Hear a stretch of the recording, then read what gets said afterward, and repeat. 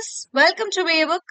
இந்த வீடியோல நம்ம என்ன பார்க்க போறோம்னா, பாலிட்டியில இதுவரைக்கும் டிஎன்பிஎஸ்சில நீதித்துறை பத்தி என்னென்ன கொஸ்டின்ஸ் கேட்டிருக்காங்களோ அதுதான் பார்க்க போறோம். நீதித்துறை அப்படின்னா உச்ச நீதிமன்றம் ரிலேட்டடாவும், உயர் நீதிமன்றம் ரிலேட்டடா இது வரைக்கும் என்னென்ன கொஸ்டின்ஸ் கேட்டிருக்காங்க அப்படிங்கறத ஒரு எக்ஸ்பிளனேஷன் புக் ப்ரூஃபோட வந்து பார்க்கலாம். இதுக்கு முன்னாடி நம்ம பாலிட்டியில இருக்கக்கூடிய கேட்கப்பட்ட கேள்விகள் டிஎன்பிஎஸ்சில எல்லாத்தையுமே வந்து பிஒய்க்யூ வந்து டாபிக் வைஸ் வந்து போட்டிருக்கோம். அது நம்மளோட சேனலோட பாலிட்டி பிளேலிஸ்ட்ல இருக்கு. அத நீங்க வேணும் அப்படின்னா பாத்துக்கோங்க. கண்டிப்பா அது வந்து ஒரு ரிவிஷனுக்கு யூஸ்ஃபுல்லா இருக்கும். லாஸ்ட் மினிட்ல வந்து நீங்க உங்களோட லெவலை டெஸ்ட் பண்றதுக்கு யூஸ்ஃபுல்லா இருக்கும். அண்ட் இது மட்டும் இல்லாம ஹிஸ்டரிக்குமே வந்து டாபிக் வைஸ் வந்து பிஒய்க்யூ போட்டாச்சு. ஸோ அதுவும் யூஸ்ஃபுல்லா இருக்கும். அதையும் பார்த்துடுங்க. அண்ட் ஜியாகிரபியை பொறுத்த வரைக்கும் டூ யூ நோ பகுதி வந்து அப்லோட் பண்ணிருக்கோம். டூ யூ நோ பகுதி வந்து எதுக்கு அப்லோட் பண்ணிருக்கோம்னா ஜியாகிரபிக்கு பண்ணிருக்கோம் அண்ட் பாலிட்டிக்குமே வந்து பண்ணிருக்கோம். இதுவுமே நம்மளோட சேனலோட geography playlist, polity playlist, history playlist இந்த 3 பிளேலிஸ்ட்ல உங்களுக்கு இருக்கு. சோ பாக்கல அப்படின்னா பாத்துடுங்க. நம்ம இந்த வீடியோல நீதித்துறை பத்தி என்னென்ன கொஸ்டின்ஸ் கேட்டிருக்காங்களோ அதை எல்லாத்தையுமே பாத்துடலாம். ஓகேங்களா? சோ டைரக்டா கொஸ்டின்குள்ள போயிடலாம். டைம் வேஸ்ட் பண்ண வேண்டாம். சோ இதுல ஃபர்ஸ்ட் கொஸ்டின் பாருங்க. இந்திய அரசியலமைப்பின் பாதுகாவலராக விளங்கக்கூடியது எதுன்னு கேட்டிருக்காங்க. இந்திய அரசியலமைப்பின் பாதுகாவலன் என அழைக்கப்படுறது எதுன்னா உச்ச நீதிமன்றம் தான். இது உங்களுக்கு 10th ஸ்டாண்டர்ட்ல ஃபர்ஸ்ட் லெசன்லயே வந்து கொடுத்திருப்பாங்க. சோ நெக்ஸ்ட் கொஸ்டின், நீதி புனராய்வு கருத்துரு எந்த அரசியலமைப்பிலிருந்து பெறப்பட்டது அப்படின்னு கேட்டிருக்காங்க. இந்த நீதி புனராய்வு, நீதி சீராய்வு அப்படிங்கிறது எதுல இருந்து எடுக்கப்பட்டது அப்படின்னா அமெரிக்க அரசமைப்புல இருந்து தான் எடுக்கப்பட்டது. அமெரிக்க அரசமைப்புனா யுஎஸ்ஏ ஓடது. ஓகேங்களா? யுஎஸ்ஏ கான்ஸ்டிடியூஷன்ஸ்ல இருந்து தான் எடுத்திருக்காங்க. ஃபர்ஸ்ட் இந்த நீதி புனராய்வு அல்லது நீதி சீராய்வு இல்லைன்னா நீதிமன்ற மறு ஆய்வு அதிகாரம் அப்படின்னு சொல்லுவாங்க. அப்படின்னா என்ன அப்படின்னு தெரிஞ்சுக்கோங்க. ஒரு சட்டத்தினை வந்து அரசியலமைப்பிற்கு முரணானது அப்படின்னு அறிவிக்கக்கூடிய அதிகாரம் யாருக்கு இருக்குன்னா இந்த உச்ச நீதிமன்றத்துக்கு இருக்கு. அதாவது பாராளுமன்றத்திலேயோ இல்ல மாநில சட்டமன்றத்திலேயோ இயற்றப்படக்கூடிய ஒரு சட்டம் அரசியலமைப்புக்கு முரணானதா இருந்துச்சு அப்படின்னா இந்த சட்டம் அரசியலமைப்பிற்கு முரணாக உள்ளது, இது செல்லத்தக்காதது அப்படின்னு சொல்லக்கூடிய அதிகாரம் யாருக்கு இருக்கு அப்படின்னா உச்ச நீதிமன்றத்துக்கு இருக்கு. ஓகேங்களா? So next question, உச்ச நீதிமன்ற நீதிபதி ஆவதற்கான தகுதிகளில் பின்வருவன கூற்றுகளுள் எது சரியானது அப்படின்னு கேட்டிருக்காங்க. அவர் அல்லது அவள் இந்திய நாட்டின் குடிமகனாக இருத்தல் வேண்டும். இது சரியானது. அதாவது ஒருத்தவங்க உச்ச நீதிமன்ற நீதிபதியா வரணும் அப்படின்னா ஒண்ணு அவங்க இந்திய குடியரசு இந்திய நாட்டுடைய குடிமகளா இருக்கணும், மக்களா இருக்கணும் அப்படிங்கிறது உண்மை. அதுக்கடுத்து என்னன்னா உயர் நீதிமன்றத்துல குறைந்தபட்சம் 5 வருடம் நீதிபதியா வந்து வேலை செஞ்சிருக்கணும்.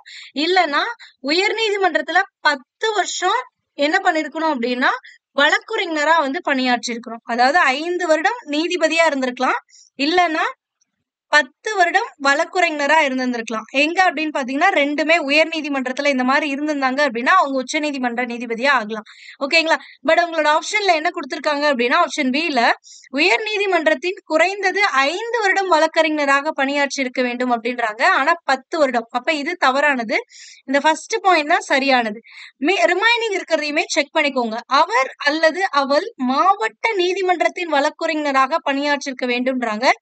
உச்ச நீதிமன்றத்துடைய வழக்கறிஞரா 10 வருஷம் பணியாற்றி இருந்தா மட்டும்தான் உயர் நீதிமன்றத்துடைய வழக்கறிஞரா 10 வருஷம் பணியாற்றி இருந்தா மட்டும்தான் உச்ச நீதிமன்ற நீதிபதி ஆக முடியும். ஓகேங்களா?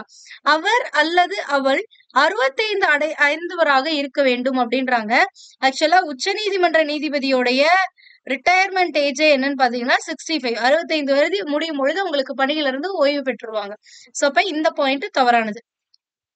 நெக்ஸ்ட், இந்திய அரசின் தலைமை சட்ட ஆலோசகர் யார் அப்படின்னு பாத்தீங்கன்னா இந்திய அரசின் தலைமை வழக்குரைஞர் தான் வந்து இந்திய அரசுடைய தலைமை சட்ட ஆலோசகர். இவர் தான் வந்து நாட்டுடைய உயர்ந்த சட்ட அதிகாரி அப்படின்னு கொடுத்திருப்பாங்க. சோ இவர் யாரால நியமிக்கப்படுறாரு அப்படின்னா குடியரசுத் தலைவரால நியமிக்கப்படுறாரு.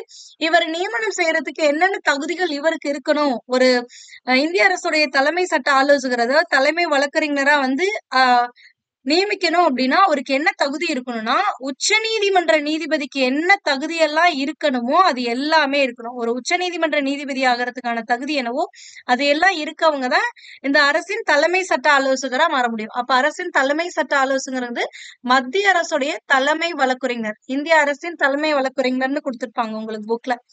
சோ நெக்ஸ்ட் கொஸ்டின், முதல் மக்கள் நீதிமன்றம் லோக் அதாலத் நடைபெற்ற நகரம் எதுன்னு கேட்டிருக்காங்க. உங்களோட புக்ல வந்து இது கொடுத்திருப்பாங்க. முதல் லோக் அதாலத் அதாவது மக்கள் நீதிமன்றம் வந்து 1982ஆம் ஆண்டு குஜராத் மாநிலத்துல ஜுனாகத்ங்கிற பிளேஸ்ல நடந்துச்சு அப்படின்னு. பட் இங்க வந்து உங்களுக்கு அந்த ஆப்ஷனே இருக்காது பாருங்க. உன்னா, பார்மர், நொய்டா, மேங்களூர்னு இருக்கு. ஆக்சுவலா என்ன அப்படின்னா ஜுனாகத்ல ஒரு ஸ்பெசிபிக் சிட்டி என்னன்னு பாத்தீங்கன்னா உன்னா. இந்த உன்னாங்கிற சிட்டியில தான் வந்து இந்த முதல் மக்கள் நீதிமன்றம் நடந்திருக்கும். சோ ஆப்ஷன் ஏ தான் வந்து சரியான விடை. இதையும் நோட் பண்ணிக்கோங்க. உங்களோட புக்ல ஸ்டேட், டிஸ்ட்ரிக்ட் தான் இருக்கும். என்ன சிட்டி அப்படிங்கறது கொடுத்திருக்க மாட்டாங்க. பட் கொஸ்டின்ல சிட்டி என்னன்னு கேட்டிருக்காங்க. இதே மாதிரி இன்னொரு கொஸ்டின் கேட்கலாம் இது ரிலேட்டடா. முதல் லோக் அதாலத் எந்த இயர் வந்து தோற்றுவிக்கப்பட்டதுன்னு கேட்கலாம். 1982. எந்த மாநிலத்துல முதல்ல லோக் அதாலத் வந்து தோற்றுவிக்கப்பட்டதுன்னு கேட்கலாம். குஜராத் மாநிலம். சோ ஒரே பாயிண்ட் தான். 3 கொஸ்டின்ஸ் வந்து உங்களுக்கு வரதுக்கான பாசிபிள் இருக்கு. சோ கிளியரா படிச்சுக்கோங்க. நெக்ஸ்ட், உச்ச நீதிமன்ற நீதிபதிகளை குடியரசுத் தலைவர் யாருடைய ஆலோசனையின் பேரில் நியமிக்கிறார் அப்படின்னு பாத்தீங்கன்னா தலைமை நீதிபதிகள் தலைமையிலான நீதிபதிகள் குழு. இவங்களோட தலைமை நீதிபதிகள் தலைமையிலான நீதிபதிகள் குழு மூலியமா தான் வந்து அடுத்த உச்ச நீதிமன்ற நீதிபதியை வந்து நியமிப்பாங்க. ஓகேங்களா? சோ தலைமை நீதிபதியை தலைவராக கொண்ட மூத்த நீதிபதிகள் குழுவின் கொலீஜியம் அப்படின்னு சொல்லுவாங்க. இவங்களோட ஆலோசனையின்படிதான் வந்து குடியரசுத் தலைவர் இவங்களை வந்து நியமிக்கிறாங்க. மற்ற நீதிபதிகளை நியமிப்பாங்க, உச்ச நீதிமன்ற நீதிபதிகளை. ஓகேங்களா? சோ நெக்ஸ்ட் கொஸ்டின் என்ன அப்படின்னு பாத்தீங்கன்னா தேசிய நீதித்துறை நியமன ஆணைய சட்டம் இயற்றப்பட்டது எப்போ அப்படின்னு கேட்டிருக்காங்க. அதாவது judicial appointment commission JAC NAJAC எப்போ வந்து இது பண்ணாங்க அப்படின்னு பாத்தீங்கன்னா 31 டிசம்பர் 2014 தான் வந்து இந்த தேசிய நீதித்துறை நியமன ஆணைய சட்டத்தை வந்து பாஸ் பண்றாங்க. இது என்ன அப்படிங்கறது ஃபர்ஸ்ட் தெரிஞ்சுக்கோங்க. இந்த தேசிய நீதித்துறை நியமன ஆணைய சட்டம் அப்படின்னா உச்ச நீதிமன்றத்துடைய நீதிபதிகள் மற்றும் அவர்களுடைய இடமாற்றம், அவங்களோட பணி நியமனம், எப்படி ஒருத்தவங்களை வந்து ஒரு நீதிபதி வந்து நியமனம் செய்யணும் அண்ட் அவங்களை எப்படி இடமாற்றம் செய்யணும், டிரான்ஸ்பர் பண்றது, இந்த 2 விஷயங்கள்ல ஒரு சில சீர்திருத்தங்களை கொண்டு வந்ததுதான் இந்த சட்டம். ஓகேங்களா? அதாவது இடமாற்றம் மற்றும் நியமனம், இந்த 2 பத்தி சொல்லக்கூடியதான் இந்த ஆக்ட். இந்த ஆக்ட் வந்து முன்னாடி இருந்த கொலீஜியம் அப்படிங்கறத வந்து ரீப்ளேஸ் பண்றதுக்காக கொண்டு வந்ததும் அப்படின்னு கூட சொல்லுவாங்க. ஓகேங்களா? சோ நெக்ஸ்ட், கீழ்கண்ட கூற்றை எண்ணி பார்த்துட்டு கொடுக்கப்பட்டுள்ள வாக்கியங்களுள் எது சரியானதுன்னு சொல்லுங்க. ஃபர்ஸ்ட் வாக்கியம் பாருங்க. இந்திய தலைமை வழக்கறிஞரின் பதவிக்காலம் அரசியலமைப்பில் நிர்ணயிக்கப்படவில்லை. சோ இது உண்மைதான். நீங்க உங்களோட புக்ல தலைமை வழக்கறிஞர் பத்திய பகுதியில படிச்சீங்க அப்படின்னா இவர் வந்து இந்திய குடியரசுத் தலைவரால் நியமிக்கப்படுகிறார். உச்ச நீதிமன்ற தலைமை நீதிபதிக்கு என்னென்ன அதிகாரம் இருக்கோ, சரி என்னென்ன தகுதிகள் தேவையோ அது எல்லாத்தையுமே வந்து இவர் பெற்றிருக்கணும் அப்படின்னு வந்து கொடுத்திருப்பாங்க. ஓகேங்களா? அவ்வளவுதான் வந்து உங்களுக்கு இந்த போர்ஷன்ல வந்து கொடுத்திருப்பாங்க. சோ இவங்களுடைய பதவிக்காலம் பத்தி கொடுத்திருக்க மாட்டாங்க. அண்ட் இன்னொரு விஷயம் என்ன சொல்லிருப்பாங்கன்னா குடியரசுத் தலைவர் தான் நியமிக்கிறார். குடியரசுத் தலைவர் வந்து எவ்வளவு காலம் விரும்புறாரோ அவ்வளவு காலம் வந்து இவர் வந்து பதவியில இருக்கலாம். இல்ல அப்படின்னா இவரே வந்து பதவி விலகணும்னு ஆசைப்பட்டார்னா தன்னோட ராஜினாமா கடிதத்தை குடியரசுத் தலைவர் கிட்ட கொடுத்துட்டு பதவி விலகிடலாமே தவிர அவருக்கான பதவி காலம்னு ஒண்ணு கிடையாது. சோ இது சரியானது. அடுத்தது, இந்திய தலைமை வழக்கறிஞரின் ஊதியம் அரசியலமைப்பில் நிர்ணயிக்கப்படவில்லை. அதாவது இவருக்கு எவ்வளவு சேலரி கொடுக்கணும் அப்படிங்கறது நம்மளோட கான்ஸ்டிடியூஷன்ல சொல்லல அப்படின்னு சொல்றாங்க. இதுவும் சரியானதுதான். நம்மளோட கான்ஸ்டிடியூஷன்ல இந்திய தலைமை வழக்கறிஞருடைய ஊதியம் பத்தி கொடுக்கப்படல. பிரசிடென்ட் வந்து எவ்வளவு கொடுக்கணும் இது பண்றாரோ அதுதான் இவங்களுடைய ஊதியமா இருக்கும். அப்ப இந்த 2 வாக்கியமுமே சரியானது. அப்ப சரியானது அப்படிங்கறது ஆப்ஷன் சி தான். 1 and 2 வந்து சரியானது. நெக்ஸ்ட், கீழ் சொல்பவனவற்றுள் நாங்கள் ஆணையிடுகிறோம் அப்படிங்கிற பொருள் உணர்த்தக்கூடிய மனு எதுன்னு கேக்குறாங்க. ரெட் வந்து உங்களுக்கு கொடுத்திருப்பாங்க. 5 வகையான பேராணைகள் பத்தி சொல்லியிருப்பாங்க. இதுல எந்த ரெட் வந்து நாங்கள் ஆணையிடுகிறோம், அதாவது ஆணையிடுதல் அப்படிங்கறத மீன் பண்ற ரெட் எதுன்னு பாத்தீங்கன்னா இந்த மேண்டமஸ் அப்படிங்கிறது தான் வந்து ஆணையிடுதல் அப்படின்னு சொல்லுவாங்க. இது பாருங்க, தமிழ் அண்ட் இங்கிலீஷ் ரெண்டுலயுமே இந்த ரெட்டை பொறுத்த வரைக்கும் படிச்சுக்கோங்க. ஏன்னா இந்த கொஸ்டின் உங்களுக்கு தமிழ்ல தான் கொடுத்திருக்காங்க. நாங்கள் ஆணையிடுகிறோம் என்ற பொருள் உணர்த்துவது டேஷ் கொடுத்திருக்காங்க. சோ இதுல வந்து உங்களுக்கு கட்டளையுறுத்தும் நீதி பேராணைன்னு இந்த இடத்துல கொடுக்கல. அதுக்கு பதிலா என்னன்னு கொடுத்திருக்கான்னா மேண்டமஸ்னு கொடுத்திருக்கான். சோ அதனால நீங்க இந்த ரிட்டை பொறுத்த வரைக்கும் மட்டும் 5க்குமே வந்து இங்கிலீஷ்லயும் பாத்துக்கோங்க. ஓகேங்களா? சோ இதுல கட்டளையுறுத்தும் நீதி பேராணை அப்படின்னா என்னன்னா ஒரு அரசு அதிகாரி அவருடைய கடமையை செய்ய தவறுறாரு, அதாவது ஒரு ஒரு சில பணிகள் பீப்புள் வந்து போய் ரிக்வெஸ்ட் பண்ணும்போது அவங்க செய்யாம பண்றாங்க, தடைப்படுத்துறாங்க அப்படின்னு பாத்தீங்கன்னா அப்ப வந்து அந்த மக்கள் வந்து என்ன பண்ணலாம் அப்படின்னா உச்சநீதிமன்றத்தை நாடலாம். இந்த மாதிரி இவங்க வந்து என்னுடைய பணியை வந்து என்னோட மனு தொடர்பான பணியை இவங்க வந்து செய்ய மாட்டேன்றாங்க அப்படின்னுட்டு அப்போ கட்டளையிடுத்தும் நீதி பேராணையை வந்து உச்சநீதிமன்றம் வந்து இஷ்யூ பண்ணும். அந்த ஆர்டர் அது வந்து என்னன்னு சொல்லுவாங்கன்னா, கோர்ட் வந்து ஆணையிட்டு இருக்கு, நீங்க இந்த பணியை எனக்கு கட்டாயம் செஞ்சு கொடுக்கணும் அப்படிங்கிற மாதிரி மீனிங். ஓகேங்களா? சோ அதனாலதான் வந்து இதை ஆணையிடுதல் அப்படின்னு சொல்லுவாங்க, இல்லைன்னா நாங்கள் ஆணையிடுகிறோம் அப்படிங்கறதா இதுக்கான மீனிங். மேண்டமஸ் அப்படின்னா. நெக்ஸ்ட், நீதித்துறை செயல்பாட்டு முறை என்ற கூட்டு அறிமுகப்படுத்தப்பட்டது எங்கே அப்படின்னு கேட்டிருக்காங்க. அமெரிக்கால தான் வந்து இந்த நீதித்துறை செயல்பாட்டு முறை அப்படிங்கிற கூற்று வந்து அறிமுகப்படுத்தப்பட்டது. அடுத்த கொஸ்டின், பின்வருவனவற்றுள் பட்டியல் 1 மற்றும் 2 சரியாக பொறுத்துக அப்படின்றாங்க. குடும்ப நல நீதிமன்றம் அப்படிங்கிறது 1984 தான். எந்த சட்டம் அப்படின்னா 1984வது சட்டம். அதே மாதிரி சட்டசேவை அதிகார சட்டம் 1987, சமூக பதிவு சட்டம் 1860, டில்லி சிறப்பு காவல் சட்டம் 1946. இது எல்லாமே கரெக்டா பொருந்தி இருக்கு. சோ அப்ப ஆப்ஷன் ஏ தான் வந்து சரியான விடை. 1, 2, 3, 4. ஓகேங்களா? சோ நெக்ஸ்ட் கொஸ்டின், நீதி புனராய்வு பற்றிய கீழ்காணப்படும் வாக்கியங்களுள் எவை சரியானவைன்னு கேட்டிருக்காங்க. ஃபர்ஸ்ட் வாக்கியம் பாருங்க, நீதி புனராய்வு கோட்பாடு யூகேல இருந்து தோன்றியதுன்னு கொடுத்திருக்காங்க. நம்ம ஆல்ரெடி பார்த்தோம். இந்த நீதி புனராய்வு அப்படிங்கிறது யுஎஸ்ஏ அமெரிக்க அரசியலமைப்புல இருந்து எடுக்கப்பட்டது. அதாவது 2வது கொஸ்டினாவே பார்த்தோம். ஓகேங்களா? சோ அப்ப இது வந்து தவறான பாயிண்ட். அடுத்தது, இந்திய அரசியலமைப்பு நீதித்துறைக்கு நீதி புனராய்வு அதிகாரத்தை வழங்குகிறது. நம்ம இதையும் பார்த்தோம். அதாவது ஒரு பார்லிமெண்டோ அல்லது ஒரு ஸ்டேட் லெஜிஸ்லேட்டரோ வந்து ஒரு சட்டத்தை இயற்றும் பொழுது அந்த சட்டம் அரசியலமைப்புக்கு முரண்பாடா இருந்துச்சு அப்படின்னா, இந்த சட்டம் முரண்பாடாக இருக்கிறது, இது செல்லாது அப்படிங்கிற அறிவிக்கிற அந்த அதிகாரம் தான் நீதி புனராய்வு அப்படின்னு சொல்லுவாங்க. அந்த அதிகாரம் யாருக்கு இருக்கு? நீதித்துறைக்கு இருக்கு. இதை வந்து நம்மளோட கான்ஸ்டிடியூஷன் கொடுத்திருக்கு நீதித்துறைக்கு. அப்ப இது சரியானது.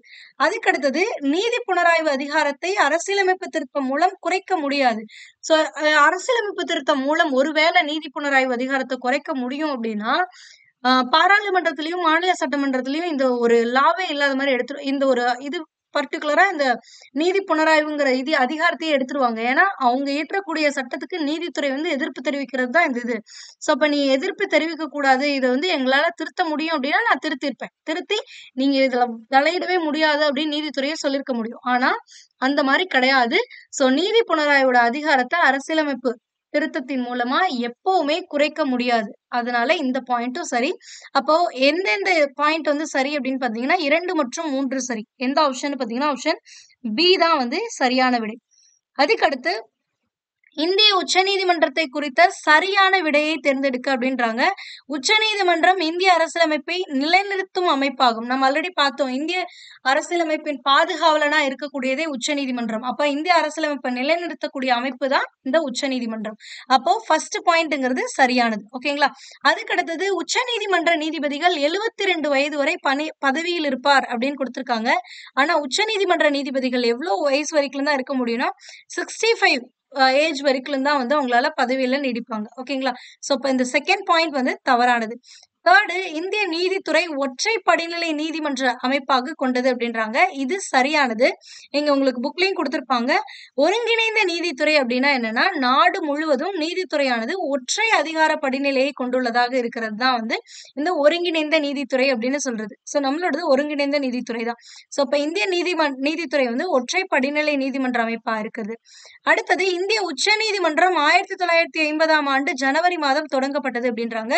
இங்க உங்களுக்கு தெரியுமா பாக்ஸ்ல கொடுத்திருக்காங்க. இது புதுடில்லியில அமைஞ்சிருக்கக்கூடிய இந்திய உச்ச நீதிமன்றம் 1950 ஜனவரி 28வது நாள் வந்து தொடங்கப்பட்டது. அதாவது குடியரசு தினத்துக்கு 2 நாள் கழிச்சு இந்த உச்ச நீதிமன்றத்தை வந்து துவங்கி இருப்பாங்க அப்படிங்கறத நம்ம ஆல்ரெடி பார்த்திருக்கோம். ஓகேங்களா? சோ அப்ப ஜனவரி 1950 உச்ச நீதிமன்றம் துவங்கப்பட்டது அப்படிங்கிறது சரியானது. அப்ப எந்தெந்த பாயிண்ட்ஸ் எல்லாம் சரினா 1, 3, 4 அப்படிங்கிறது தான் சரியான விடை. இது ஆல்ரெடி நம்ம நிறைய இதுல பார்த்திருக்கோம். அண்ட் இதுல இருந்து தெரிஞ்சுக்கோங்க, இந்த உங்களுக்கு தெரியுமா பகுதி ரொம்பவே முக்கியம். அது என்ன சப்ஜெக்டா இருந்தாலும் சரி, ஜியோகிராஃபியா இருக்கட்டும், பாலிட்டியா இருக்கட்டும், ஐஎன்எம்ஆ இருக்கட்டும், சயின்ஸா இருக்கட்டும், உங்களுக்கு மோஸ்ட் ஆஃப் த கொஸ்டின்ஸ் எங்க இருந்து வரும்னா இந்த உங்களுக்கு தெரியுமா அண்ட் இம்பார்ட்டன்ட் பாக்ஸஸ்ல இருந்து வரும். Important boxes. அண்ட் இன்னொரு விஷயம் எல்லாருமே ஸ்கிப் பண்றது என்ன அப்படின்னு பாத்தீங்கன்னா, இந்த பாட சுருக்கம் அப்படின்னு ஒண்ணு கொடுத்திருப்பாங்க. இந்த பாட சுருக்கம், அதுக்கப்புறம் நினைவில் கொள்ள வேண்டிய பாயிண்ட்ஸ், நினைவில் கொள்க அப்படின்னு சொல்லி கடைசியா குடுத்திருப்பாங்க லெசன் முடிஞ்சதுக்கு அப்புறம். இந்த பகுதியில இருந்து தான் உங்களுக்கு கொஸ்டினே வருது. இந்த பகுதியில இருந்தும் உங்களுக்கு கொஸ்டின் வருது. இதுல இருந்து மட்டும் தான் வருதுன்னு சொல்ல மாட்டேன். இதுல இருந்தும் கேட்டிருக்காங்க. இந்த நினைவில் கொள்க பாட சுருக்கம்ல ஒரு சில பாயிண்ட்ஸ் உங்களோட லெசன்ல குடுக்காதெல்லாம் இங்க குடுத்து வச்சிருக்கான். அந்த பாயிண்ட்ஸ் எல்லாம் இதுக்கு முன்னாடி உங்களுக்கு கொஸ்டினா கேட்டிருக்காங்க. சோ இதுக்கப்புறம் நீங்க எக்ஸாம்க்கு ப்ரிப்பேர் பண்றீங்க அப்படின்னா மறக்காம டூ யூ நோ பாக்ஸஸ் பாத்துருங்க. அதுக்கப்புறம் இம்பார்ட்டன்ட் பாக்ஸஸ்ன்னு இருக்கும். அதாவது டூ யூ நோ அப்படின்னு போடாம இந்த மாதிரி ஹைலைட் பண்ண ஒரு பாக்ஸஸ் இருக்கும். அதுதான் வந்து இம்பார்ட்டன்ட் பாக்ஸஸ். அதை பார்த்துடுங்க. அதுக்கப்புறம் பாட சுருக்கம், நினைவில் கொள்கைன்னு ஏதாவது கொடுத்திருந்தாங்க அப்படின்னா லெசனுக்கு லாஸ்ட்ல தான் கொடுத்திருப்பாங்க. அதையும் பார்த்துக்கோங்க. பிளஸ் புக் பேக் பார்த்துக்கோங்க.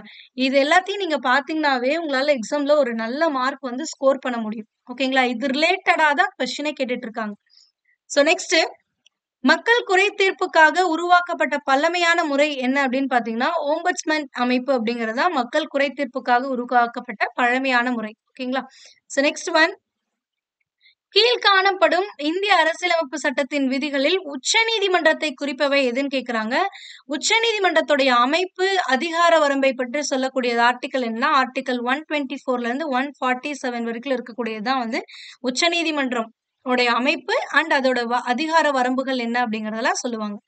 சோ நெக்ஸ்ட், உயர் நீதிமன்ற நீதிபதியின் ஓய்வு பெறும் வயது என்ன? இப்பதான் பார்த்தோம். உச்ச நீதிமன்ற அதாவது உச்ச நீதிமன்ற நீதிபதியா இருந்தா 65. ஆனா உயர் நீதிமன்ற நீதிபதியா இருந்தாங்க அப்படின்னா 62லயே வந்து அவங்க ஓய்வு பெற்றுவாங்க. ஓகேங்களா? சோ இது ரெண்டையுமே கிளியரா பாத்துக்கோங்க. மறந்து ரெண்டும் சேம்னு நினைச்சிடாதீங்க. நெக்ஸ்ட் கொஸ்டின், உச்சநீதிமன்றம் இந்திய குடியரசுத் தலைவருக்கு ஆலோசனை வழங்க கடமைப்பட்டுள்ளது. இந்திய அரசியலமைப்பின் எந்த சரத்து இதனை பற்றி குறிப்பிடுகிறது அப்படின்றாங்க. இது என்ன அப்படின்னா, ஒரு சட்டம் வந்து நாடாளுமன்றத்துல மக்களவையில ஒப்புதல் பெற்று மாநிலங்களவையில ஒப்புதல் பெற்று கடைசியில குடியரசுத் தலைவருக்கு கொண்டு போவாங்க. சோ இந்த மாதிரி கொண்டு போகும் பொழுது இவருக்கு இருக்கக்கூடிய அதிகாரம் வீட்டோ பவர் யூஸ் பண்ணி ஒரு சில சட்டங்களை தடுத்து நிறுத்தி வச்சிருப்பாரு. எதுக்காக அப்படின்னா இத பத்தி அவருக்கு ஒரு சில கன்ஃபியூஷன்ஸ் இருக்கு அப்படிங்கும் பொழுது அவர் வந்து என்ன பண்ணலாம்னா உச்சநீதிமன்றத்துக்கிட்ட ஆலோசனை கேட்கலாம். இதுல நீங்க இன்னொரு விஷயத்த ஞாபகம் வச்சுக்கணும். இந்த மாதிரி குடியரசுத் தலைவர் வந்து உச்சநீதிமன்றத்துக்கிட்ட ஆலோசனை கேட்கும் பொழுது உச்சநீதிமன்றம் என்ன ஆலோசனை கொடுக்குதோ அததான் பின்பற்றணுங்கிற அவசியம் கிடையாது. அவர் ஆலோசனை கேட்கலாம்.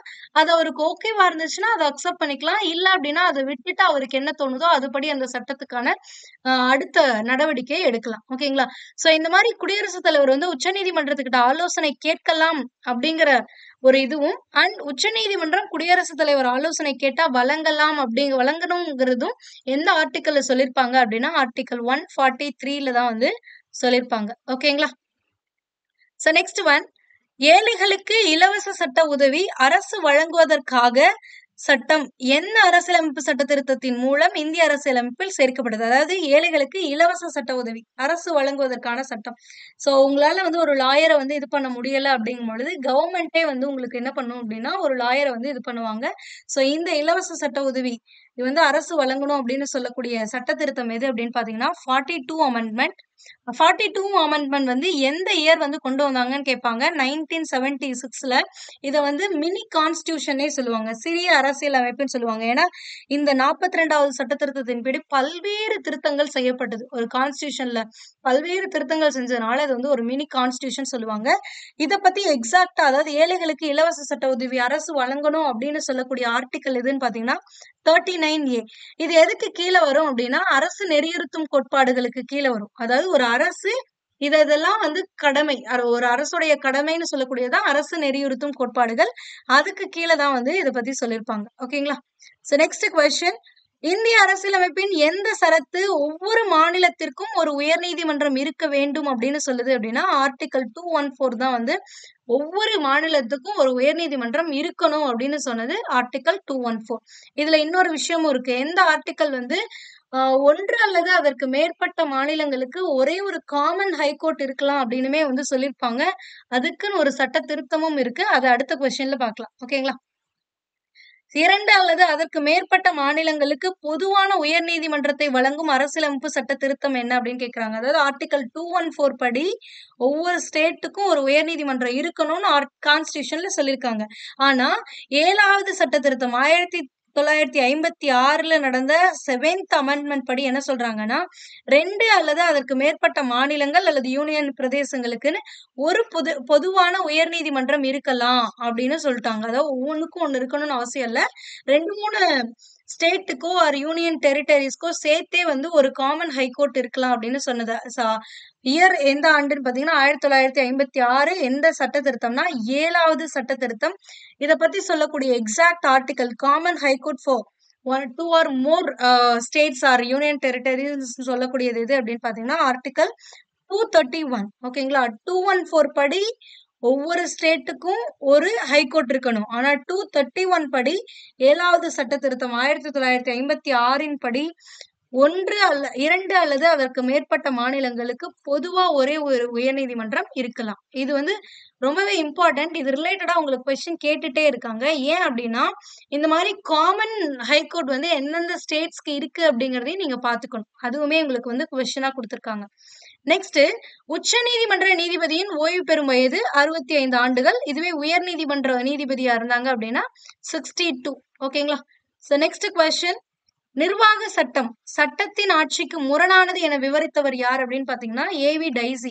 இந்த ஏவி டைசி அப்படிங்கிறவர் யாருன்னா சட்டத்தின் ஆட்சி அப்படிங்கிற பதத்தை உருவாக்கியவரே இவர்தான். இவர் வந்து ஒரு பிரிட்டிஷர். இங்கிலாந்து இதுல இருந்துதான் வந்து இந்த சட்டத்தின் ஆட்சி அப்படிங்கிறது, அரசியலமைப்புல இருந்துதான் இந்த சட்டத்தின் ஆட்சி அப்படிங்கிறது கொண்டு வருவாங்க. இந்த சட்டத்தின் ஆட்சி படிதான் நம்மளோட ஆர்டிக்கல் 14 வந்து எடுக்கப்பட்டது. அதாவது ஆர்டிகல் 14 படி என்னன்னா சட்டத்தின் முன் அனைவரும் சமம்னு சொல்லுவோம் இல்ல, இது எங்க இருந்து எடுத்தாங்க அப்படின்னா இந்த சட்டத்தின் ஆட்சியில இருந்து தான் எடுத்தாங்க. இந்த சட்டத்தின் ஆட்சி அப்படின்னா என்னன்னா சட்டத்துக்கு முன்னாடி எல்லாருமே சமம், சட்டத்துக்கு மேலன்னு எதுவுமே கிடையாது, யாருக்குமே சட்டத்துல வந்து பாகுபாடு கிடையாது அப்படின்னு சொல்லக்கூடியதான் இந்த சட்டத்தின் ஆட்சி. சோ இந்த சட்டத்தின் ஆட்சிக்கு நிர்வாக சட்டம் அப்படிங்கிறது முரணா இருக்குது அப்படின்னு சொன்னவர் யாருன்னா இந்த சட்டத்தின் ஆட்சிங்கிறத கொண்டு வந்தவர் ஏவி டைசி தான் சொல்லுவாரு. அப்ப இந்த நிர்வாக சட்டம் அப்படின்னா என்னன்னு தெரியணும். இது வந்து ஒரு பொது சட்டத்துல ஒரு பிரிவு தான். அதாவது அரசாங்கத்துக்கும் ஒரு தனி மனிதனுக்கும் இருக்கக்கூடிய உறவை பத்தி சொல்லக்கூடியதான் இந்த நிர்வாக சட்டம். ஓகேங்களா? சோ நெக்ஸ்ட் ஒன், பின்வருவனவற்றை பொறுத்துக. உயர் நீதிமன்றம் கொடுத்திருக்காங்க, அது தொடங்கப்பட்ட ஆண்டு கொடுத்திருக்காங்க. உங்களோட புக்கை பொறுத்த வரைக்கும் என்ன மட்டும்தான் கொடுத்திருப்பாங்க அப்படின்னா இந்த மெட்ராஸ் உயர் நீதிமன்றம் வந்து எப்ப இது பண்ணுது அப்படின்னு சொல்லி கொடுத்திருப்பாங்க. மദ്രാஸ் வந்து 1862ல ஜூன் 26ஆம் தேதி வந்து விக்டோரியா மகாராணியார் வழங்கிய காப்புரிமை கடிதத்தின் மூலமா சென்னை, மும்பை, கொல்கத்தா இந்த 3 மாகாணங்கள்ல உயர்நீதிமன்றம் தோற்றுவிக்கப்பட்டது. இது மட்டும் தான் உங்களுக்கு கொடுத்திருக்காங்க. சோ இதுபடி 1862ல மദ്രാஸ் மாகாணத்துல வந்து ஹைகோர்ட் வந்து நிறுவிருக்காங்க. அப்போ இந்த டிக்கு 4 அப்படிங்கிறது சரியான விடை. அதை பார்த்தே நீங்க மத்ததெல்லாம் போற்ற முடியும். சோ இந்த இதுதான். பட் இருந்தாலும் நீங்க குரூப் 1, 2க்குலாம் ப்ரிப்பேர் பண்றீங்க அப்படின்னா டிகிரி ஸ்டாண்டர்ட் லெவல்ல ப்ரிப்பேர் பண்ணணும். சோ அதனால எல்லாத்தையுமே தெரிஞ்சுக்கோங்க. ஓகேங்களா? சோ இந்த அலகாபாத்ல ஹைகோர்ட் எப்ப கொண்டு வந்தாங்க அப்படின்னா 1866ல தான் வந்து கொண்டு வந்திருப்பாங்க. அப்ப இதுக்கு 3. கர்நாடகால 1884ல கொண்டு வந்திருப்பாங்க. சோ 1. அதுக்கு அடுத்தது பாட்னால 1916ல வந்து கொண்டு வந்திருப்பாங்க. சோ 2. அடுத்தது மദ്രാஸ் 1862. இது நம்ம பார்த்தாச்சு. அப்ப 3, 1, 2, 4 அப்படிங்கிறது தான் சரியான விடை, option A. So next question, சிறார் நீதி சட்டம் 2015 செயல்பாட்டுக்கு வந்த நாள் எதுன்னு கேட்டிருக்காங்க. சிறார் நீதி சட்டம் வந்து ஜனவரி 15, 2016ஆம் ஆண்டு செயல்பாட்டுக்கு வந்துச்சு. ஓகேங்களா? இந்த சட்டம் ஏற்றுக்கொள்ளப்பட்டது, அதாவது ஏற்றப்பட்டது எப்போ அப்படின்னு பாத்தீங்கன்னா நீதி சட்டம் 2015ல இது பண்ணிருப்பாங்க. சோ எப்ப செயல்பாட்டுக்கு வந்துச்சு, நடைமுறைக்கு வந்துச்சு அப்படின்னா ஜனவரி 15, 2016ல வந்துச்சு. நெக்ஸ்ட், ரிட் ஆஃப் மாண்டமஸ் என்பதன் பொருள் என்ன? இப்பதான் பார்த்தோம். மாண்டமஸ் அப்படின்னா நாங்கள் ஆணையிடுகிறோம், வி கமெண்ட் அப்படிங்கிறது அப்படின்னு பார்த்தோம். சோ அப்ப ஆணையிடுதல் அப்படிங்கிறது தான் இதுக்கான சரியான விடை. சோ ஆணையிடுதல், கட்டளையிடுதல் அப்படின்னா ஆணையிடுதல். அடுத்த கொஸ்டின், இந்திய அரசு சட்டம் 1935 படி தேசிய அளவில் நீதிமன்றமானது நிறுவப்பட்டது. அதோட பேர் என்னன்னு கேட்டிருக்காங்க. உங்களுக்கு இதுவுமே உங்களுக்கு தெரியுமா பகுதியில தான் கொடுத்திருக்காங்க. அதாவது புதுடில்லியில உச்ச நீதிமன்றம் வந்து 1950 ஜனவரி 28வது நாள் துவங்கப்பட்டது. இது வந்து 1935ஆம் ஆண்டு இந்திய அரசாங்க சட்டத்தின் கீழ் நிறுவப்பட்ட கூட்டாட்சி நீதிமன்றத்தை தொடர்ந்து உருவாக்கப்பட்டது. இதுபடி இதை கொண்டு வந்தாங்க அப்படின்னாங்க. அப்போ 1935 இந்திய அரசு சட்டத்தின்படி என்ன நீதிமன்றம் கொண்டு வந்தாங்கன்னா கூட்டாட்சி நீதிமன்றம் கொண்டு வந்தாங்க. அப்ப இந்திய கூட்டாட்சி நீதிமன்றம் தான் 1935ல கொண்டு வந்தது. இதை தொடர்ந்துதான் நம்மளுக்கு உச்ச நீதிமன்றம் கொண்டு வந்திருக்காங்க. நெக்ஸ்ட், பின்வரும் இந்திய அரசியலமைப்பின் எந்த விதி உச்சநீதிமன்றத்திற்கு சிறப்பு அனுமதி மனுவை ஏற்கும் அதிகாரத்தை வழங்குகிறது? இந்த ஸ்பெஷல் லீவ் பெட்டிஷன்ஸ் பவர் யாருக்கு இருக்கு அப்படின்னா சுப்ரீம் கோர்ட்டுக்கு இருக்கு. இத பத்தி சொல்லக்கூடியது எந்த ஆர்டிகல்னா ஆர்டிகல் 136 தான் இந்த உச்சநீதிமன்றத்துக்கு சிறப்பு அனுமதி மனுவினை ஏற்கும் அதிகாரத்தை கொடுக்குது. ஓகேங்களா? சோ நெக்ஸ்ட், சட்டத்தின் ஆட்சியை வடிவமைத்தவர் யார்? முன்னாடிதான் பார்த்தோம். சட்டத்தின் ஆட்சிங்கிற பதத்தை கொண்டு வந்தவர் ஏவி டைசி. இவர் யாரு அப்படின்னா இங்கிலாந்தை சேர்ந்தவர். சோ இது சட்டத்தின் ஆட்சிங்கிறது எந்த அமைப்பிலிருந்து எடுக்கப்பட்டதுன்னு கேட்பாங்க. இங்கிலாந்து அரசியலமைப்பிலிருந்து எடுக்கப்பட்டது. சோ இவர் தான் நிர்வாக சட்டம் சட்டத்தின் ஆட்சிக்கு முரணானது அப்படின்னு சொன்னவரும் கூட. ஓகேங்களா? சோ நான் இப்ப சொன்ன 4 பாயிண்ட்டுமே உங்களுக்கு கொஸ்டினா ஆல்ரெடி கேட்டிருக்காங்க.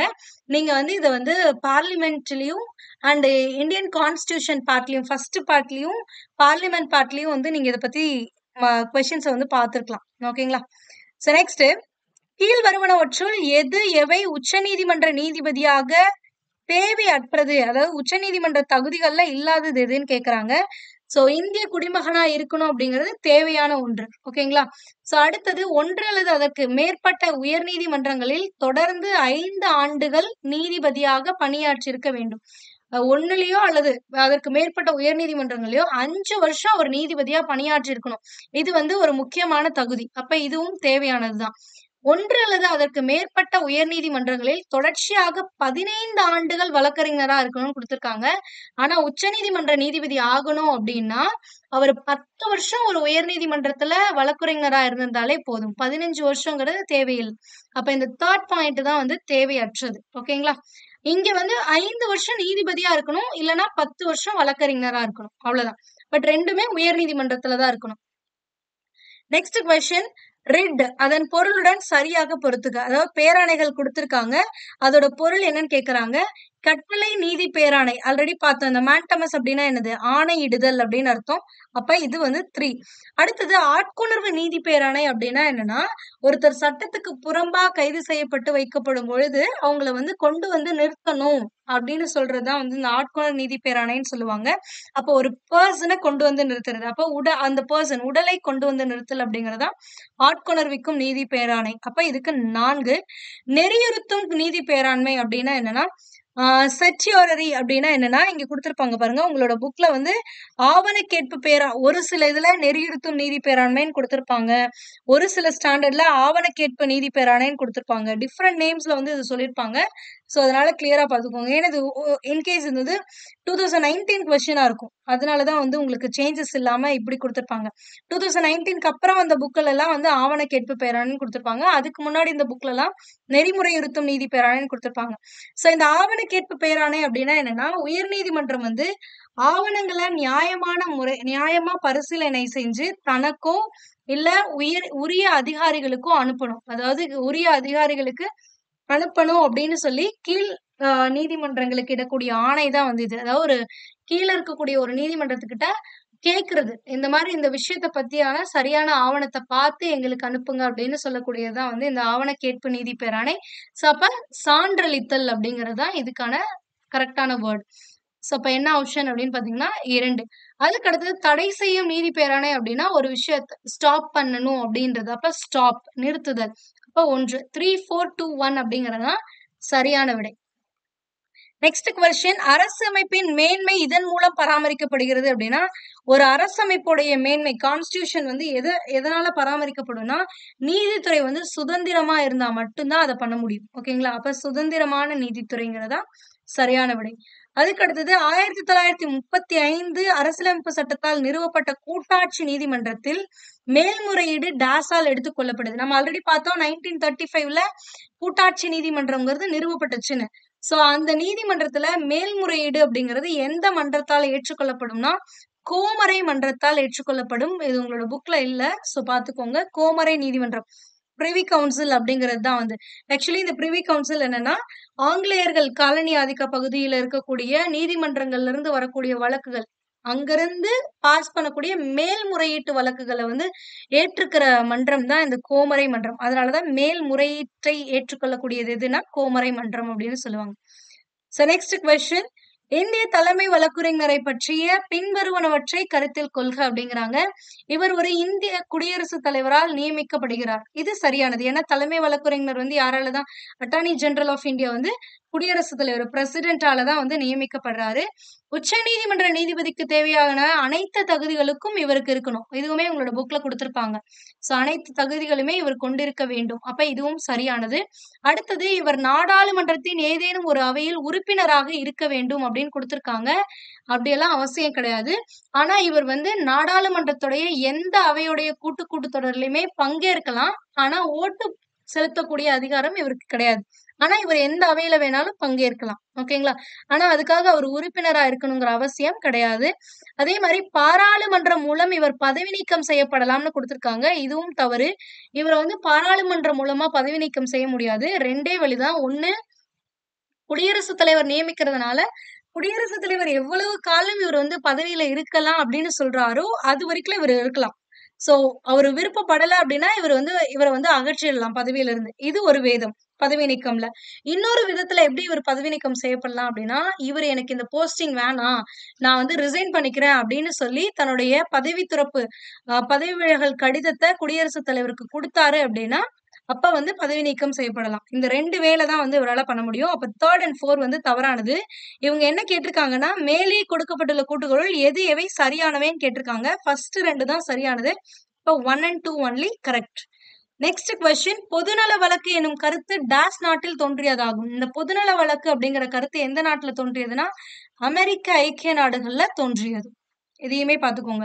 அதே மாதிரி நீதி புனராய்வை பத்தி அடிக்கடி கேக்குறாங்க. நீதி புனராய்வு அல்லது நீதி சீராய்வு இல்லைன்னா நீதி மறு ஆய்வு அப்படின்னு சொல்லியிருப்பாங்க. ஓகேங்களா? எல்லாமே ஒண்ணுதான். சோ இதை பாத்துக்கோங்க. அப்படின்னா என்னன்னா, அதாவது பாராளுமன்றத்தாலேயோ இல்ல மாநில சட்டமன்றத்தாலேயோ இயற்றப்படக்கூடிய ஒரு சட்டம் அரசியலமைப்புக்கு முரணானதா இருந்துச்சு அப்படின்னா இது அரசியலமைப்பிற்கு முரணாக உள்ளது, இந்த சட்டம் செல்லுபடி ஆகாது அப்படின்னு உச்ச நீதிமன்றத்திற்கு சொல்லக்கூடிய அதிகாரம் இருக்கு. அதுதான் வந்து இந்த நீதி புனராய்வு. ஓகேங்களா? சோ நெக்ஸ்ட், எந்த சட்டப்பிரிவு இந்திய உச்சநீதிமன்றம் மூலம் இந்திய குடிமக்களுக்கு அரசமைப்பு சட்ட பரிகாரம் பெறுவதற்கான வழிவகை செய்கிறது அப்படின்றாங்க. அரசியலமைப்பு சட்டப்பிரிவு 32 தான் வந்து இதை பத்தி சொல்லக்கூடியது. அதாவது உங்களுடைய அடிப்படை உரிமைகள் மீறப்படும் பொழுது என்ன பண்ணலாம்னா, நீங்க கோர்ட்டை வந்து நாடலாம், உச்ச நீதிமன்றத்தை நாடலாம். சுப்ரீம் கோர்ட்டை நாடும்போது சுப்ரீம் கோர்ட் என்ன பண்ணும்னா, ஆர்டிகல் 32 படி உங்களுக்கு தனிப்பட்ட அடிப்படை உரிமைகள் பாதிக்கப்படும் பொழுது பேராணைகளை பிறப்பிக்கும். சோ அதுதான் வந்து இங்க கொடுத்திருக்காங்க. இதுதான் வந்து சட்ட பரிகாரம் செய்வது அப்படின்னு சொல்லியிருப்பாங்க. இது உங்களுக்கு ஒரே ஒரு புக்ல மட்டும்தான் இப்படி கொடுத்திருப்பாங்க. மத்த புக்ல எல்லாம் அரசியலமைப்புக்கு உட்பட்ட தீர்வு காணும் உரிமைன்னு கொடுத்திருக்காங்க. நெக்ஸ்ட், மகாராஷ்டிரா கோவாவுக்கான பொதுவான நீதிமன்றம் எதுன்னு கேக்குறாங்க. மகாராஷ்டிரா கோவா ரெண்டுக்குமே வந்து என்னன்னா பொதுவான நீதிமன்றம் மும்பை ஹைகோர்ட் தான், மும்பை உயர் நீதிமன்றம். அப்போ மும்பை உயர் நீதிமன்றம் எப்ப தோற்றுவிக்கப்படுதுன்னா 1862. நம்ம ஆல்ரெடி பார்த்தோம். சென்னை, கல்கட்டா, பாம்பே இந்த மூணுலயுமே 1862 மகாராணியார் சாசனத்தின்படி பட்டயம், காப்புரிமை பட்டயத்தின்படி உயர் நீதிமன்றங்கள் உருவாக்கப்பட்டுச்சு அப்படின்னுட்டு. சோ இதோட இயர் ஞாபகம் வச்சுக்கோங்க. இப்ப நான் உங்களுக்கு ஒரு கொஸ்டின் கேட்கிறேன். மகாராஷ்டிரா அப்படிங்கிறது ஸ்டேட் அப்படிங்கிறது உங்களுக்கு நல்லா தெரியும். அண்ட் கோவா அப்படிங்கிறது ஸ்டேட்டா இல்ல யூனியன் டெரிட்டரியா? இது உங்களோட first question. State or union territory? ஒருவேளை ஸ்டேட் அப்படின்னா எப்போ அது ஸ்டேட்டா மாறுச்சு, எந்த இயர் வந்து இதை ஸ்டேட்டா மாத்துனாங்க அப்படிங்கிறது என்ன அப்படிங்கறத கமெண்ட் பண்ணுங்க. இது ரொம்பவே இம்பார்ட்டன்டான ஒரு கொஸ்டின். ஏன்னா இதை பத்தி இது ரிலேட்டடா உங்களுக்கு 3-4 கொஸ்டின்ஸ் வந்து ப்ரீவியஸ் இயர்ல கேட்டிருக்காங்க. இது ஸ்டேட்டா, எந்த இயர் வந்து யூனியன் டெரிட்டரியா இருந்துச்சு, எப்ப ஸ்டேட்டா மாறுச்சு, அது எல்லாமே உங்களுக்கு கேட்டிருக்காங்க. சோ அதனால நீங்க கமெண்ட் பண்ணுங்க. ஸ்டேட் ஆர் இப்போ அது ஸ்டேட்டா இருக்கா யூனியன் டெரிட்டரியா இருக்கா? ஒருவேளை ஸ்டேட்டா இருந்துச்சு அப்படின்னா எத்தனாவது ஸ்டேட்டா இருக்கு, இல்ல எந்த இயர் வந்து ஸ்டேட்டா வந்து மாத்துனாங்க, அப்போ அதை மட்டும் கமெண்ட் பண்ணுங்க. ஓகேங்களா? நெக்ஸ்ட் கொஸ்டின், இந்தியாவின் மிகப்பெரிய உயர் நீதிமன்றம் எது அப்படின்னு கேட்டிருக்காங்க. இத ஒரு சிலர் வந்து தவறா புரிஞ்சுக்குவீங்க. புக்ல வந்து உங்களுக்கு வேற ஒரு விஷயம் கொடுத்திருப்பாங்க, சென்னை உயர் நீதிமன்றத்தை பத்தி கொடுத்திருப்பாங்க. சோ அதையும் இதையும் கன்ஃபியூஸ் பண்ணிக்காதீங்க. இந்தியாவுடைய மிகப்பெரிய உயர் நீதிமன்றம், பிக்கஸ்ட் ஹைகோர்ட் இன் இந்தியா அப்படின்னா அலகாபாத் உயர் நீதிமன்றம் தான் மிகப்பெரிய உயர் நீதிமன்றம். சென்னை உயர் நீதிமன்றம் அப்படிங்கிறது என்னன்னா மிகப்பெரிய வளாக உயர் நீதிமன்றம், மிகப்பெரிய வளாகத்தை கொண்ட உயர் நீதிமன்றம் அப்படின்னு கேட்டாதான் வந்து சென்னை உயர் மிகப்பெரிய வளாகம். சோ இது வந்து என்னன்னா Indian sorry England London court இருக்கு பாருங்க.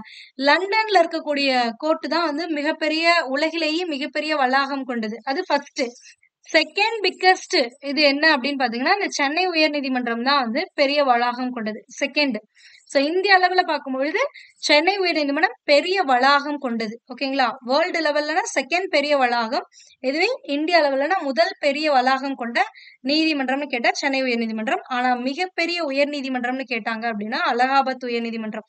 சோ இதுல ஏன் மிகப்பெரிய அப்படின்னு சொல்றாங்கன்னா ஜட்ஜஸோட ஸ்ட்ரென்த் வந்து அதிகமா இருக்கும். ஒர்க்கிங் ஸ்ட்ரென்த் வந்து அதிகமா இருக்கும். அதனாலதான் இதை வந்து மிகப்பெரிய உயர்நீதிமன்றம்னு சொல்லுவாங்க. சோ நெக்ஸ்ட் ஒன், உச்சநீதிமன்ற தலைமை நீதிபதி மற்றும் அதன் பிற நீதிபதிகளை நியமனம் செய்கின்றவர் யார் அப்படின்னு கேட்டிருக்காங்க. குடியரசுத் தலைவர் தான் வந்து உச்சநீதிமன்ற நீதிபதியும் பிற நீதிபதிகளுமே வந்து நியமனம் செய்வார். நெக்ஸ்ட், கீழ்கண்ட எந்த அதிகார வரம்பின் மூலம் இரு மாநிலங்களுக்கிடையேயான பிரச்சனைகளை உச்சநீதிமன்றம் தீர்க்க வழிவகை செய்கிறது அப்படின்னா முதன்மை அதிகார வரம்பு மூலயமா தான். இவர் உச்சநீதிமன்றத்துக்குன்னு ஒரு சில ஸ்பெஷல் ரைட்ஸ் இருக்கு. அந்த அதிகார வரம்பு அப்படின்னு பாத்தீங்கன்னா இந்த முதன்மை அதிகார வரம்பு மூலமா தான் இவங்க வந்து 2 ஸ்டேட்டுக்கு நடுவுல இருக்கக்கூடிய பிரச்சனைகளை வந்து தீர்க்கலாம். சோ இங்க வந்து உங்களுக்கு கொடுத்திருக்காங்க பாருங்க 12th முதன்மை அதிகார வரம்பு அப்படின்னா என்னன்னா உச்சநீதிமன்றத்துல மட்டுமே முதன்முறையாக தொடுக்கப்படக்கூடிய வழக்குகளை விசாரிக்கும் அதிகாரம் இருக்கு. இதுதான் வந்து முதன்மை அதிகார வரம்புன்னு சொல்லுவாங்க. சோ இது என்ன அப்படின்னா மத்திய அரசுக்கும் ஒரு மாநிலத்துக்கோ அல்லது ஒரு மத்திய அரசுக்கும் அதற்கு மேற்பட்ட ஒன்று அல்லது அதற்கு மேற்பட்ட மாநிலங்களுக்கு நடுவுல ஏதாவது பிரச்சனை வந்துச்சுன்னா அதை சால்வ் பண்றது இந்த முதன்மை அதிகார வரம்பை பயன்படுத்தி உச்சநீதிமன்றம் சால்வ் பண்ணலாம். அப்படி இல்லை அப்படின்னா 2 அல்லது அதற்கு மேற்பட்ட மாநிலங்களுக்கு இடையே வரக்கூடிய பிரச்சனைகளையுமே வந்து இந்த முதன்மை அதிகார வரம்புக்குள்ளதான் அடங்கும். சோ இதை பயன்படுத்தி அவங்க சால்வ் பண்ணலாம். இங்க கேட்டிருக்கிறது இரு மாநிலங்களுக்கு இடையேயானு கேட்டிருக்காங்க. அப்ப 2 ஸ்டேட்க்கு நடுவுல ஏதாவது பிரச்சனை அப்படின்னா உச்சநீதிமன்றம் தான் தீர்த்து வைக்கும். சோ அதுக்கான அதிகார வரம்பு என்னன்னா முதன்மை அதிகார வரம்பு. நெக்ஸ்ட், இந்தியாவில் நீதி புனராய்வு பற்றிய கீழ்காண்பவற்றுள் எது சரியானவை அப்படின்னு கேட்டிருக்காங்க. ஃபர்ஸ்ட் பாயிண்ட் என்னன்னா இந்திய நீதி புனராய்வு என்ற கருத்துருவை அமெரிக்காவிலிருந்து பெறப்பட்டது. இது கரெக்ட். யுஎஸ்ஏல இருந்து தான் இந்த நீதி புனராய்வு அப்படிங்கிறது எடுக்கப்பட்டதுங்கிறது சரியானது.